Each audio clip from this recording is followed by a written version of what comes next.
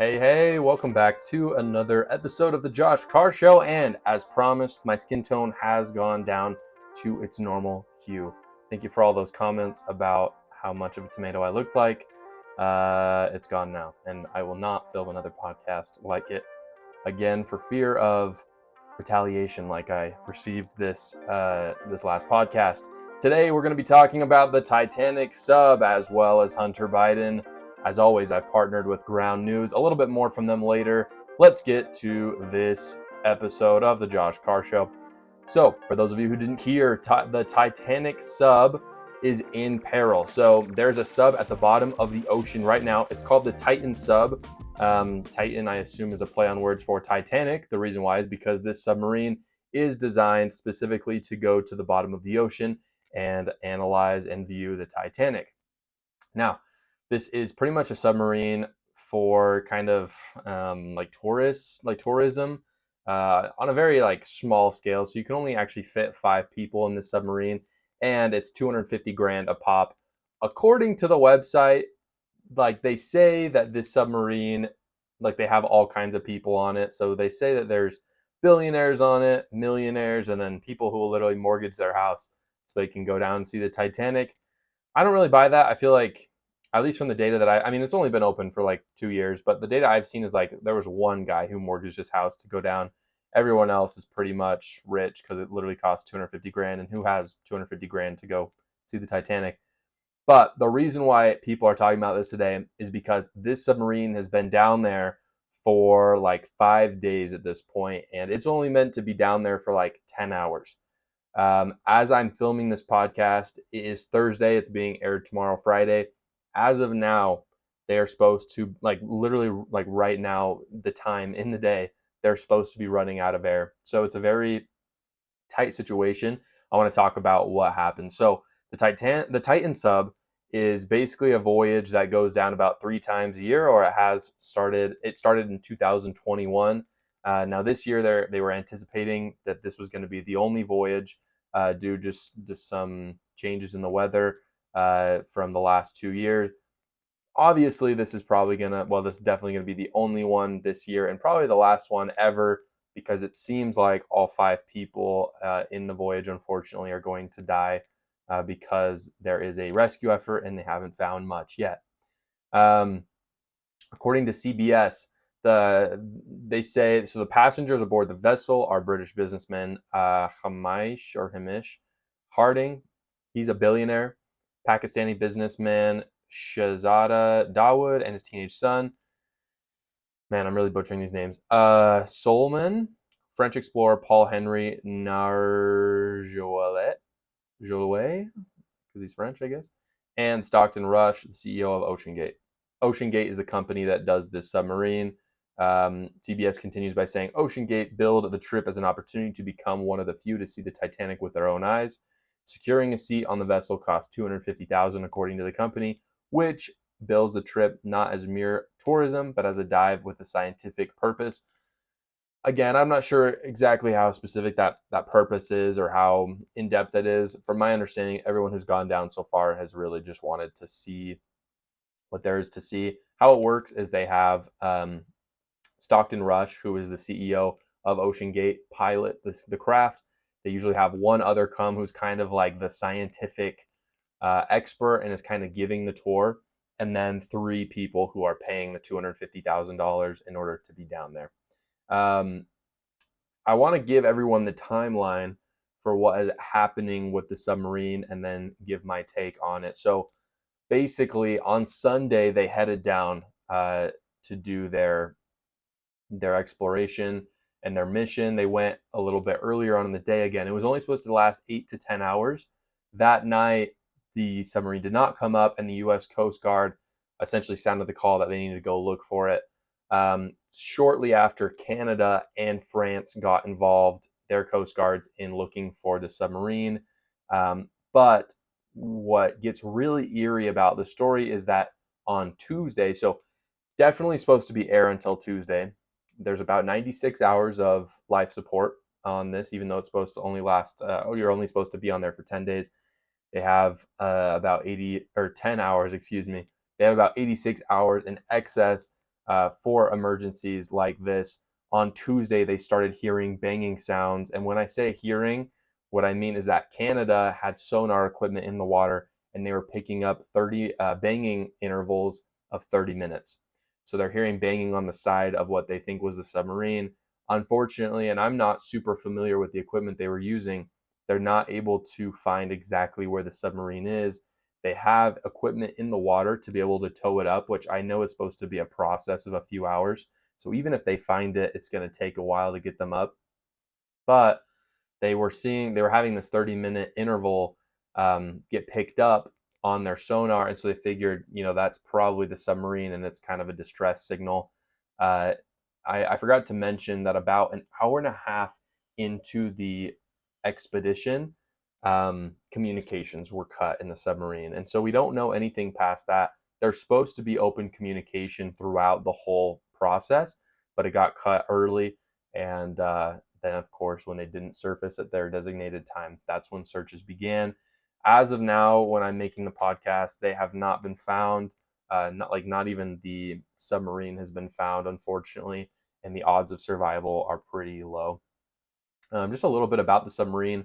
If you haven't seen a video, look up a video, because it's pretty freaky to think about these people being in the submarine for that long. I mean, even for 10 hours, I can't believe people are in there. This submarine is like smaller than a minivan. So like you're not standing up in this thing and walking around, like you're sitting down the whole time. And when you consider it that it's going to be a 10-hour voyage, you're like, okay, that's going to be a little uncomfortable. But they have lights, like there's a bathroom in there. It's kind of a rinky-dink bathroom. But they've got like stuff for a 10-hour, voyage. It's just thinking about them being in there for 5 days now, slowly suffocating, is a really terrifying thought. Like I said, only 5 people can fit in there at a time. What's kind of hitting the internet by storm right now is that Stockton, the person who created this submarine, is piloting it by like a Nintendo controller. And when I say that, I like literally mean a Nintendo controller. Like I'm not being hyperbolic or like being funny. Like literally, he has a controller. And so, look, I don't know. I don't know anything about submarines. Maybe like that's fine. Maybe it's like a really easy way and like a little more fun.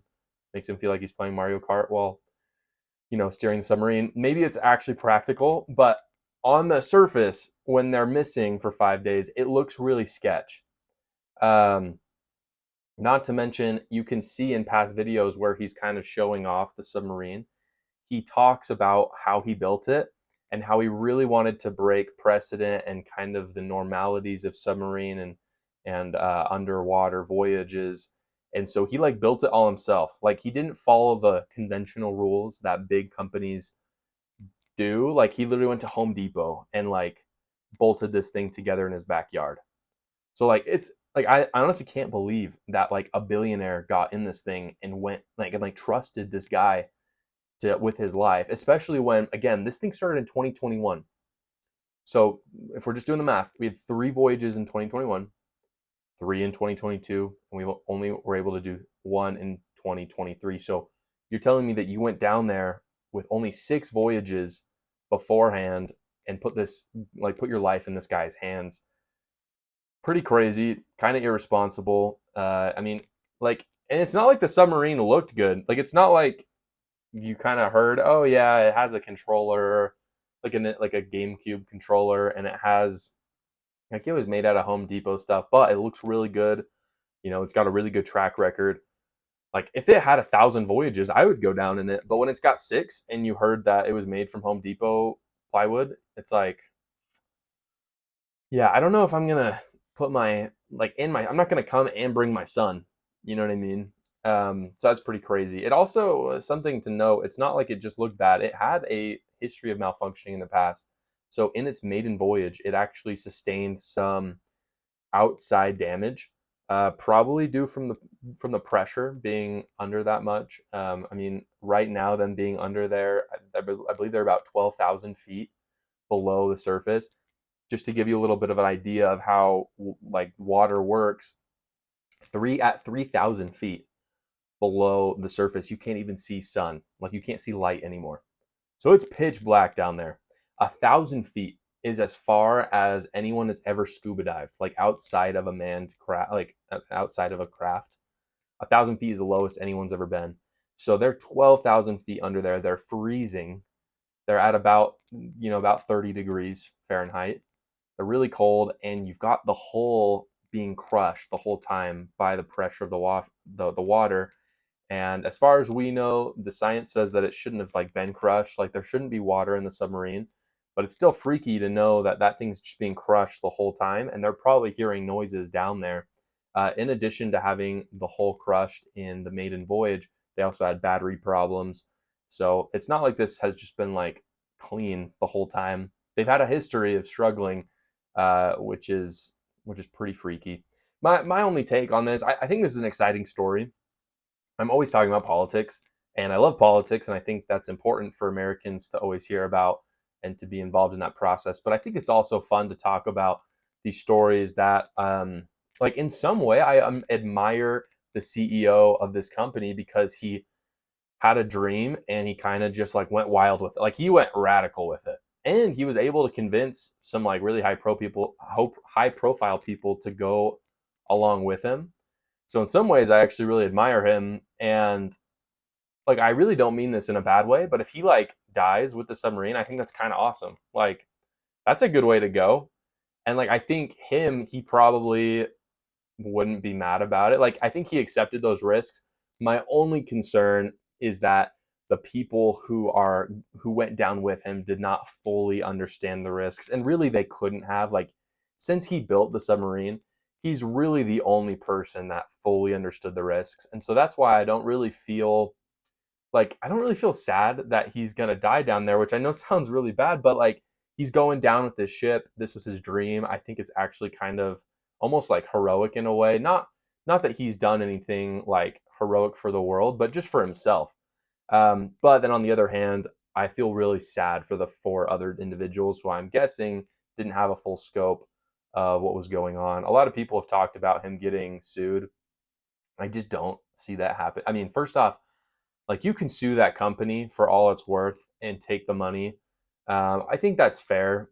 I really hope they don't go after his family. I think that's really sad and honestly despicable when people go after other people's families in those situations. You can try to sue him. I'd just be really surprised if this guy like didn't have this legally airtight when he took people down. Like people knew that this was going to be super dangerous. If you're going 12,000 feet under the water in a really nice submarine, it's still very dangerous. And so I'd be very surprised if you could convince an attorney to sue someone for that, but I could be wrong. I again, I really hope they're okay, but at this point, it pretty much looks like they're donezo. They're out of air, and so I hope that they can kind of recover the submarine and that they'll be able to maybe do some research on what happened so we can get a better story and maybe deter some people from making those same mistakes, as well as recover their bodies, of course. One thing I will say about the story as well, like we ought to spend the same resources on other people that we did for these. Like the story was really awesome for these guys. You had some billionaires, some high profile people in there. I would just hope that we would spend the same amount of resources saving our soldiers, for instance, who are in foreign countries, that we would help slaves that are being trafficked across our own lands. And it just seems like we've gone to great lengths telling this story and helping these people be saved. I would hope that we would do the same for people who aren't as well known and don't have as much money. Now, everyone knows the media is biased. It's not a secret at this point. The question is, what are we going to do about it?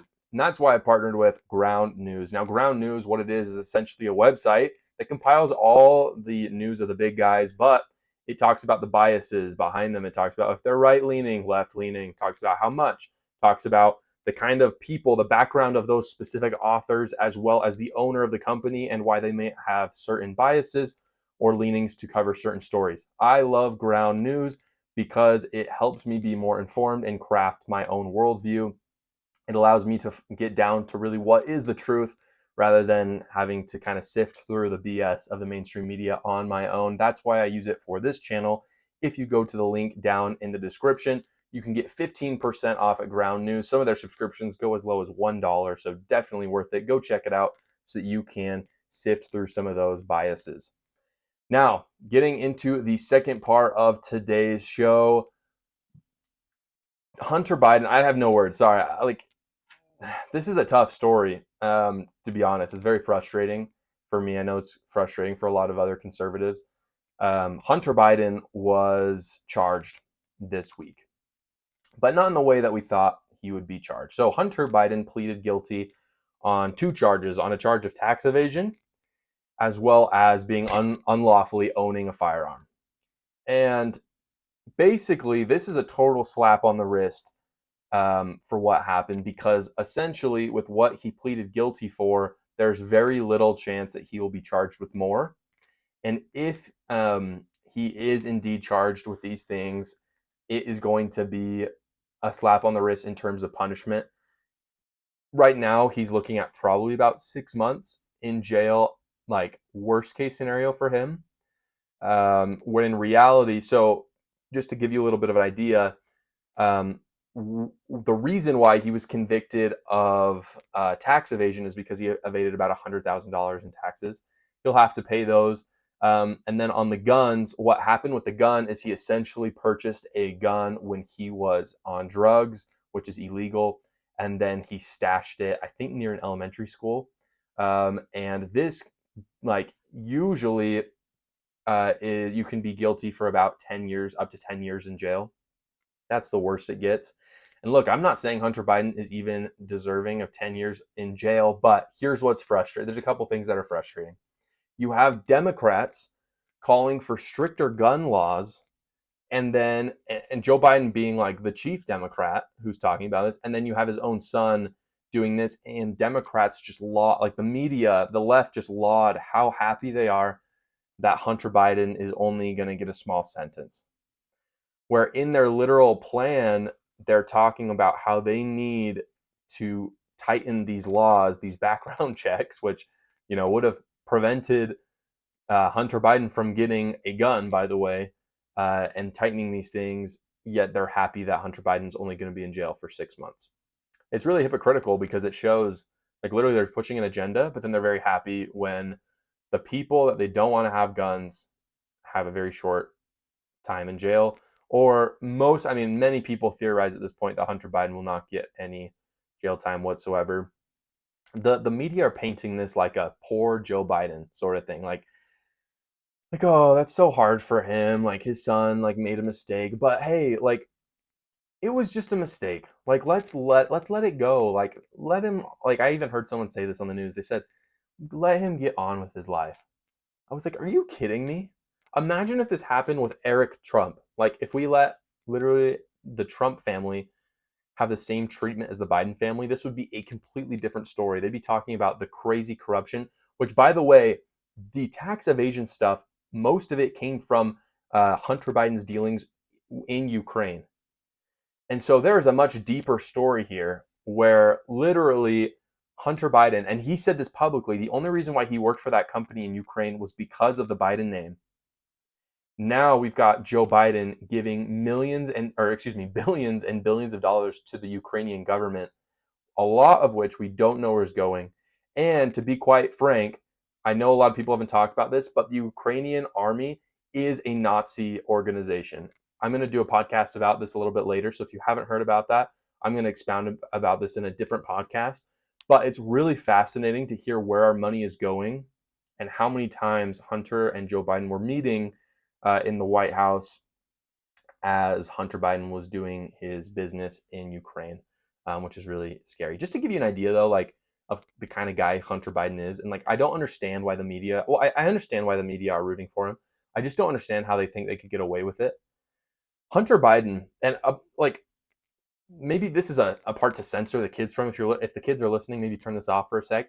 This guy literally snorts cocaine from a hooker's butthole. That's the most gross sentence that's ever come into my mouth. I wish I hadn't said that. But that is the reality of what this guy does. And I'm not just that's not gossip. That's not chisme. That's literally the reality of what happens. And you know why we know that? Is because he literally left his laptop at a repair shop, and we have pictures of it. Like, you can literally search Hunter Biden snorting cocaine off of a hooker, and you will find it. So this guy is kind of gross. Like, he's not a good guy. It's not like he got caught up in something and we're like, oh, I feel really bad for him. It's like, this guy's gross, and he ought to be prosecuted to the full extent of the law. The other thing that's really frustrating about this is that people keep talking. So literally in the DOJ documents, they talk about how thorough they wanted to be, how thorough they needed this investigation to be, because this, after all, this was the son of a vice president of our current president, and they needed to make sure this was airtight. And my question is, where was this airtight verbiage for Trump's indictment? Like, they whipped that thing out quick, and they always do for Republicans. But for Biden, they're like, yeah, I mean, we started this a while ago, but let's wait until after the midterm election so that there's no scandal there, and we just want to make sure it's airtight. That, like, I have no problem with it being airtight, but can we just apply that equally across the board? And can we also acknowledge that the DOJ is Biden's DOJ? The other thing is, like, like, I don't understand why the media aren't saying this. That Hunter Biden is guilty because he pleaded guilty. So of the things that he pleaded guilty of, we know for a fact he's guilty of. But if people plead guilty, it essentially means that they have more that they did. They just simply want to plead guilty to get, that was like the best that they can do. Like, that was literally the best Hunter Biden could possibly get because he knew he did more. Hunter Biden's lawyer literally came out and said they would not convict him of more. That's what he was literally asked. They said, do you think that Hunter Biden is in danger of being convicted of more things? And he said, no. Like, I know it's not going to happen. Which just illustrates even more how you know that Hunter Biden's lawyer and Hunter Biden are working with Joe Biden's DOJ to make sure that he gets a slap on the wrist and this goes away by 2024. Meanwhile, they're hoping that Trump's indictments, they'll probably bring up more, will continue into 2024. And at this point, I don't know if that's to weaken Trump or strengthen Trump. I personally think it's to strengthen Trump because I think they know that Trump is way easier to beat. All the polling says it. Again, we're going to get into that more in a different podcast because that is a story worth telling. But the hypocrisy is just crazy with the story. The View, again, if you don't know The View, don't watch. Like, I almost always encourage people to go watch other shows. The View will make you lose brain cells. If you want your brain to stay intact, do not watch The View. It literally does not make coherent sense. But anywho, I watched it for you so you wouldn't have to watch it. The View were talking about Hunter Biden, and they basically said this is a good thing that this has happened, that it's like a really small indictment, or a really small charge rather. And it's really good because it shows us that Joe Biden is not using the DOJ for evil. Because if he was, then Hunter Biden wouldn't be prosecuted. And this makes no sense. And let me give you the two reasons why it doesn't make sense. First off, this is a much better strategy for Joe Biden if he is using the DOJ to just give a light slap on the wrist to Hunter Biden. But here's the second one that really bothers me. By that same logic, we all need to remember that Trump's DOJ attacked him the whole time. So if that's true, then you know, by their logic, that Trump was a totally uncorrupt politician and that he was just, being accused by the DOJ, that he was doing great, in other words, which I know they would never say. So, like, I wonder if they hear these things in their head and if they just, like, don't realize how hypocritical they're being. Again, the biggest thing that I come back to with this, like, I don't blame, it's hard. I don't blame the government in the sense of, like, I don't expect anything different. Like, I know the Bidens are corrupt. We all know this. Like, and I'm not saying that it's just them. Politicians are corrupt. They want power. They do what they got to do to get it, okay? We shouldn't expect anything less. And our founding fathers didn't expect anything less. They knew this would happen, and that's why they set up a government, a republic, with competing interests. And what frustrates me about this story so much is that the media were supposed to be a competing interest. They were supposed to be the watchdog that kept the Bidens in this situation from doing these things, that talk honestly about Hunter Biden's business dealings, that talk about the potential biases in the DOJ. At least talk about what could be. Like, that is important. They're literally talking about like how Joe Biden feels about it, and they're talking about how hard, like, it's not like they're just stating the facts. If they just stated the facts, I'd be fine with that, but they're actively choosing a side in this, and that can be really frustrating because this is not their job. Their job is to be the watchdogs. They're supposed to be opposed to the government when whoever is in charge. I don't care if it's Republicans or Democrats. In fact, I would love it if they were on top of the Republicans all the time. That creates a great, like, this is why competing interests is so awesome. You have these incentives to do different things and they keep each other in check. Unfortunately, with the media acting the way they are and with them being in the pocket of Democrats at this point, that competing interest is failing. And that is, again, why people are turning to more alternative sources of media and of news. And I think it's really going to bite their butt in the end. I hope that we can realign those competing interests in order. I really believe that it is essential to maintain our republic. It's just impossible to use democratic norms when we don't have all the information and when it is stacked towards one side. And so I'm really discouraged by the way the media has treated this. And I hope that Hunter Biden gets everything that he deserves. And I hope that all politicians and family of politicians get what they deserve, regardless of what side they're on. With that, everyone, thank you so much for watching this episode of The Josh Carr Show. Remember, go to that link down below. You want 15% off of Ground News. Trust me. Don't give a subscription to the New York Times. Don't give some subscription to the Washington Post when you could be spending just $1 every month at Ground News. With my link only, you'll get 15% off. Remember, if you're on YouTube, to subscribe down below, comment, like. Make sure as well, if you're listening on any podcast streaming service such as Apple Music or Spotify, go over to YouTube. I am posting a new episode of Who Is This Week. This week it is Matt Walsh, and I have a lot of fun filming it. Go over there and check it out. They are great, and I have a good time filming them. Anyway, thanks guys for watching. See you next time.